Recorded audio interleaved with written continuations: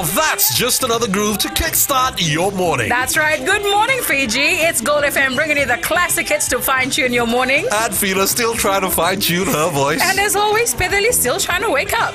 Now this is where you'll find us every morning from Monday to Friday. On Daybreak with Pedali and Fina from 6 to 9. Join us.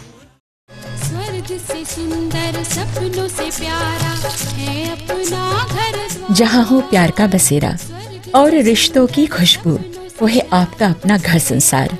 Join me on घर संसार, Monday to Friday, 9 a.m. till 12 p.m. only on Radio Fiji 2.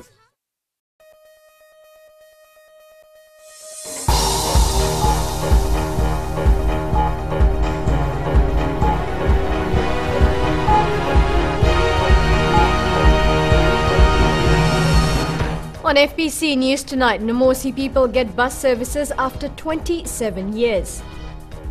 Suva gets 3 cruise ships in just 2 days. And police concerned over increase in assault and burglary cases.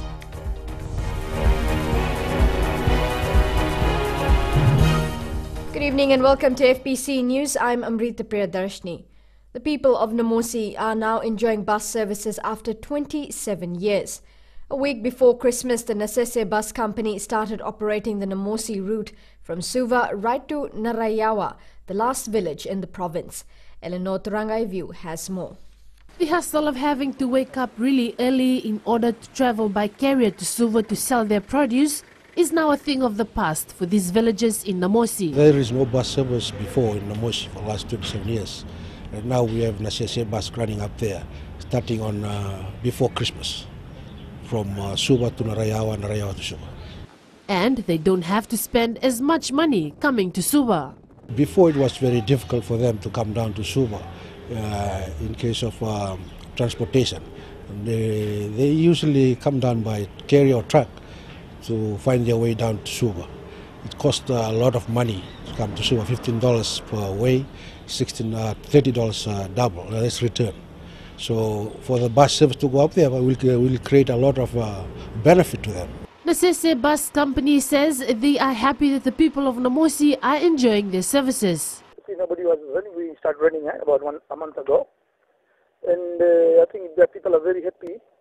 And they've been ringing me and they're coming out to Nasese and thinking, that's the best service we gave for last 27 years, and especially at the right time.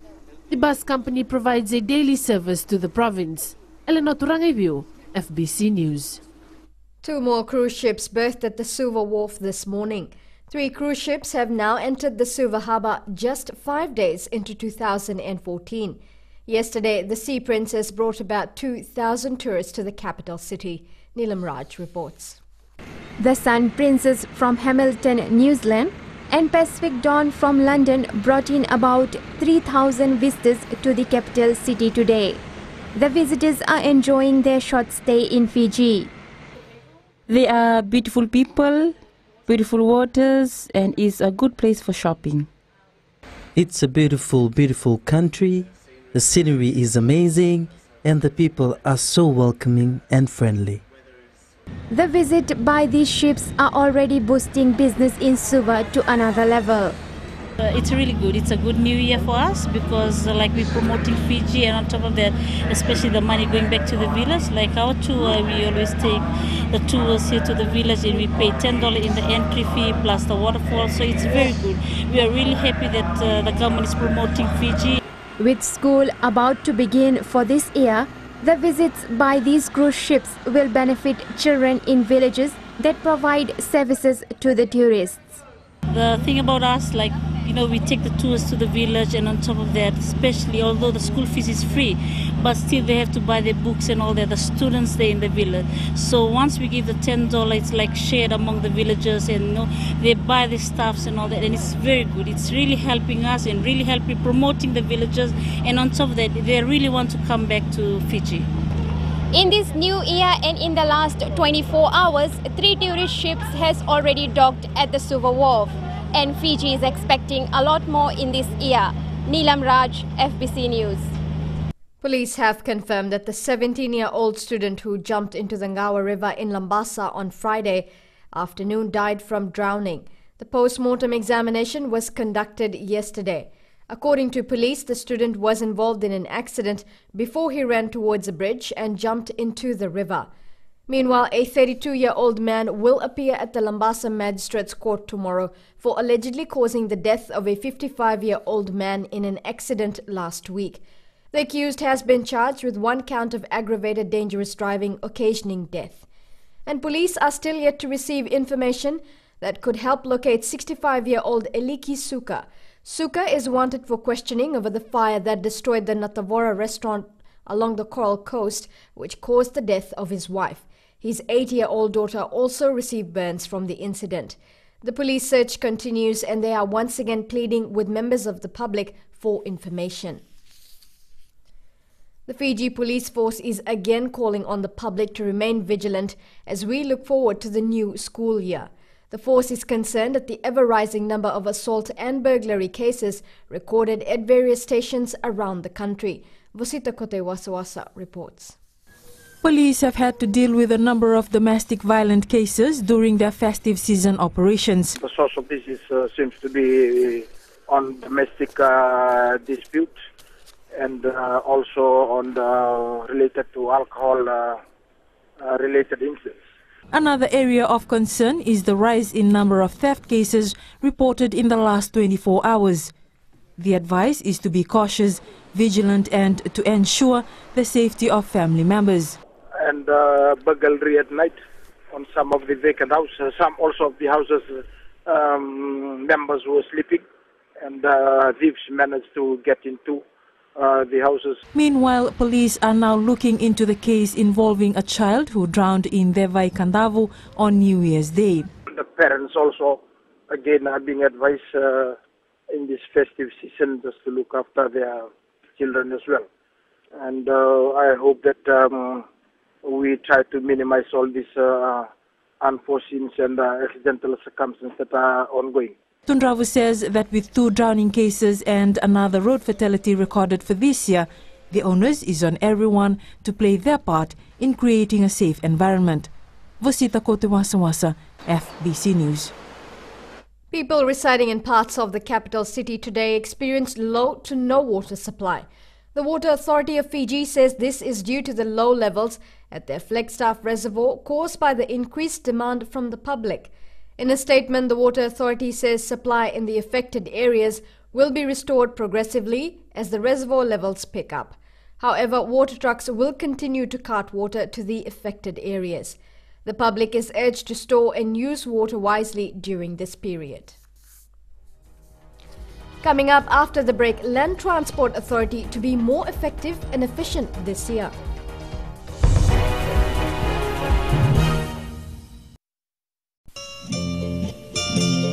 Nisambulo binaka oya wone kamanalangi oni nandorungo diao mai na diwa kina rua na bisinga mai na moniti kina bagarumbuka na Radio Fiji wana ndoma ibiti bongani bianyano nama katalengana benga ona sasi biani na tinna kaloka na bembongi ni bukilulu kena bima mani walu na bembongi ni bakarowai mai na mbuza ni balu ninge namaka.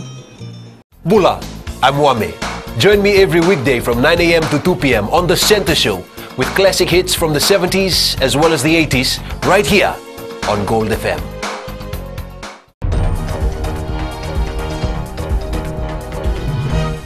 Welcome back. You're with FBC News.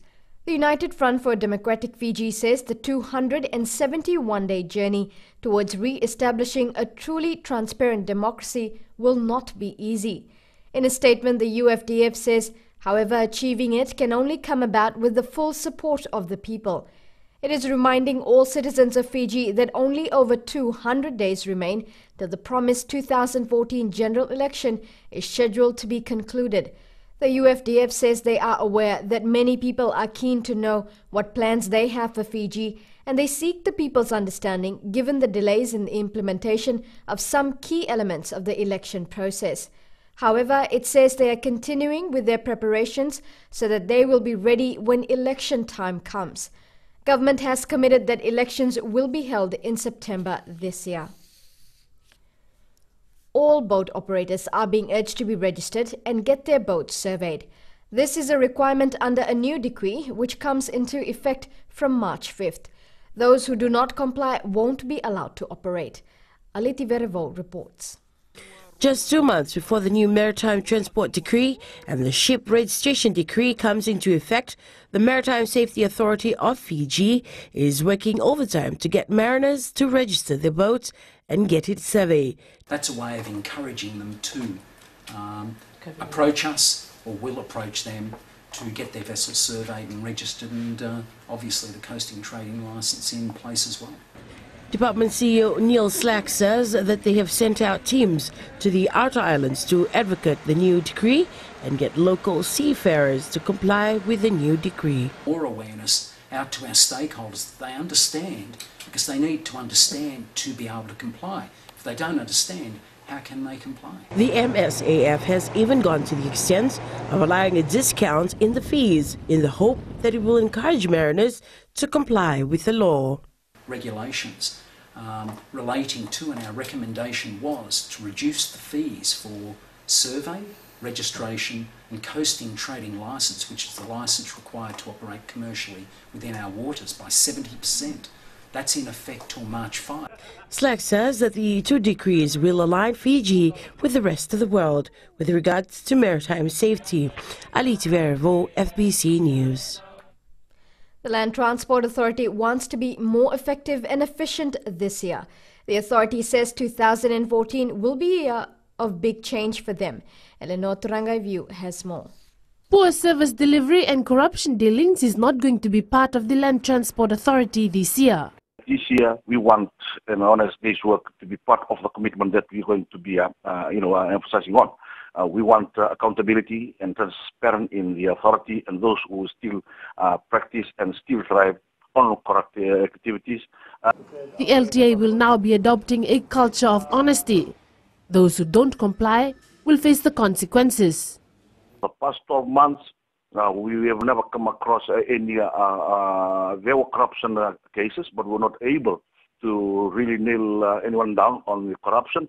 However, for the disciplinary part, because of somebody violating, our code of conduct and some of the process we have, yes, people have been disciplined. Those have been terminated and suspended for that reason. Given the wide scope of their work, the authority has set its sights on what it wants to achieve this year. When you look into our role, it's a lot of responsibilities out there. You talk about road safety, you talk about our customer service, you talk about these vehicle registration, vehicle fitness, and even on the public service areas. There's quite a lot of work to do. But in the nutshell, first of all, we want to be more effective. And, getting this team more into being learning to become more responsible and also becoming transparent and accountable in all our dealings and the service we do. LTA hopes the corporate plan and the 3-year plan will help in their efforts to deliver effective service. Eleanor Turangaivu, FBC News. A trust fund established to help children from disadvantaged families plans to expand their assistance. The Help a Child Trust Fund was established in June last year, and Chief Executive Chandrasekhar says they will be helping out in every way they can. Vasita Kotewasawasa reports. The Help a Child Trust aims to undertake 5 major projects this year. All the projects aim to help children from families that can't afford to pay for their education. It is now very good in supporting school fees and bus fares, food vouchers and all. But there are some children who still have that gap of stationaries and bags. So we are now in the process of seeking tenders and then decide to buy. Our target is to at least help 1,300 children. Trust fund representatives will be going out to assess and assist children who need help. They want to make sure no one tries to cheat the system. There were people, as soon as the NGO is operating, they start running around for books, and even some of them had all this idea about asking for cash money to pay for fees. Shekhar says that they will follow a stringent guideline in assessing children around the communities, including school dropouts. So what I'd like to do is survey these children, especially from semi-rural areas, find out what their interests were as a student. Now that they have dropped out of school, what sort of income generation skill they would like to pursue. While the Help a Child Trust Fund is assisting children, they are also looking for funds to help them undertake their projects. Vasita Kotiwasawasa, FBC News. On FBC Sports, Fiji Sevens team marches into camp to prepare for next two legs of IRB 7 series.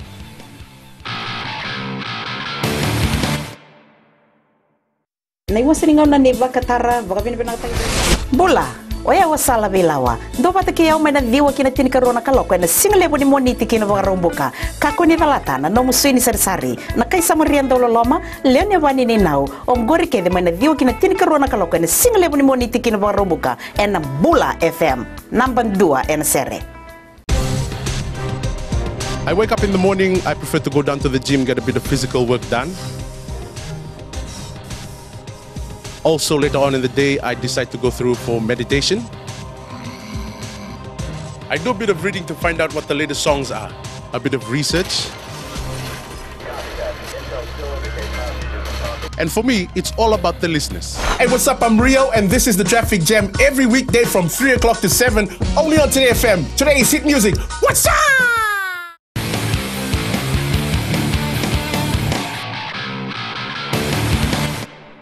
Leading FBC Sports tonight, the Fiji 7 side will march into camp tomorrow in preparation for the upcoming Las Vegas and Wellington Sevens tournaments. The 23-member squad features the core of the side that participated in the Dubai and Port Elizabeth Sevens, where they improved Fiji's standing on the World Series ladder from 5th to 3rd, behind New Zealand and South Africa respectively. Coach Ben Ryan has hinted, though, he will not restrict selection to this squad only, and will keep an eye out for new talent. Squad members are expected to be released to feature for their clubs in the first local tournament of the year, the Uluinakau Sevens at Ratudakambau Park next weekend. An intercept try by former national Sevens winger Alipati Retini 2 minutes from full-time, converted by Julian Caminati, handed Grenoble a dramatic 22-21 victory over Toulon in the French top 14 action yesterday. Toulon looked to have sealed the win thanks to 7 Johnny Wilkinson penalties that had given them a 21-15 lead at the 78th minute. Ratini collected a long pass from Wilkinson to race away to the try line, with Caminati adding the extras to snatch the come-from-behind win. Meanwhile, in other results, Waisea Neathalevu State Francaise side edged Seremaya Burotu's Biarritz 22-21, ONX defeated Racing Metro and Watisoni Votus Perpignan downed Bayonne 13-3. Construction of the Nasinu Multipurpose Court is underway at the Valilevu grounds. This court is one of similar projects being constructed around the country by the Ministry of Youth and Sports as a means to provide better sporting facilities for youths in rural areas. Chalindau Dakadaka reports. Residents of Nasinu town will soon get a chance to enjoy a multipurpose court to suit the many sporting talents within its municipality. Facilitated by the Nasinu Town Council, residents will be able to host various sports under one roof. Because the community, especially the sporting community in Valiwe, they really need this facility to develop the sports in Nasinu. This one is the multi-purpose sports complex. It consists of 2 standard courts where the games of volleyball, netball and basketball to be played in. It also consists of a convenience facility like the toilet and bathroom for the place and also the change room.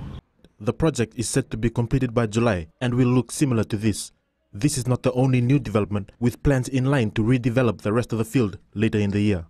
As soon as we complete this project, then the upgrading of the Valilevu grounds will convene. That one has already been budgeted. It's $200,000 Valilevu upgrading. The total cost of construction stands at $1.3 million. Similar projects are being undertaken in rural areas such as Wunindawa, Korobou, Ra, as well as in Vanoilevu, a worthy investment to develop the raw sporting talents in the country. Chalendo the Kavak, FBC Sports. Yenrana have wrested the Perpetual Cup from holders Mothe won yesterday in the Suva cricket competition. Led by Samuela Daunivesi and Manasa Ravula Yandrana passed Mother 1 in 15 overs, with the duo managing 15 runs and 13 runs respectively. Mother 1 managed 77 runs, knocking over 5 wickets in 18 runs. In other matches, Army continues their fine form, beating Mother 2 with a commanding 129 runs. Mother 2 managed 25 runs, while Covenant Brothers beat Nasangalau 51 all out.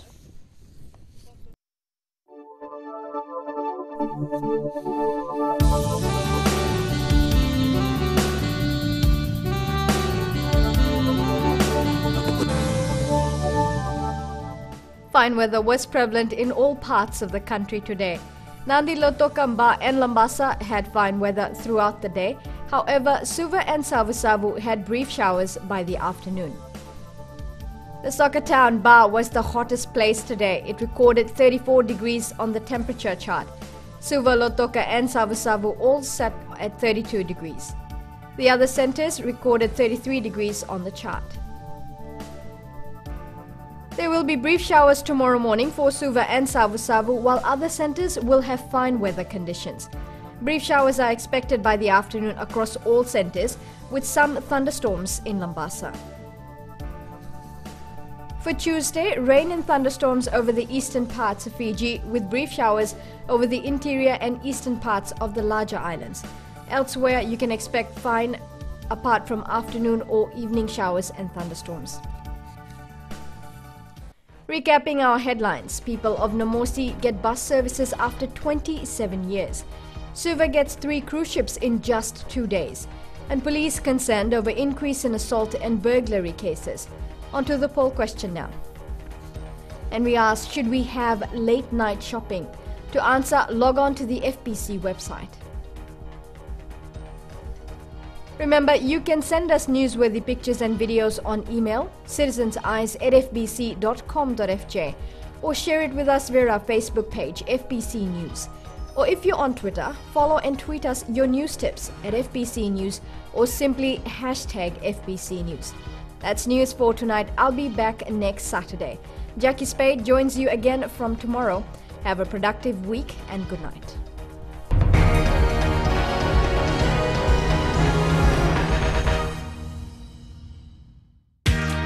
Oh, kayak bol-bol cuma tahu kebingan itu mamu. Gua nggak usah nih lanangan itu mamu.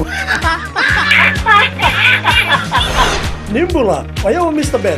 Lapa? Na magkikiro menolo kinedero di mata ka moni si kinafangarumbukan. Nambula FM. Naman doa and selling.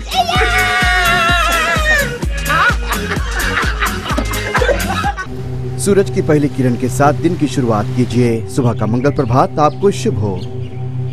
सुबह सुबह हो खुशियों का मेला, ना लोगों की परवाह ना दुनिया का झमेला। पंछियों का संगीत हो और मौसम अलबेला।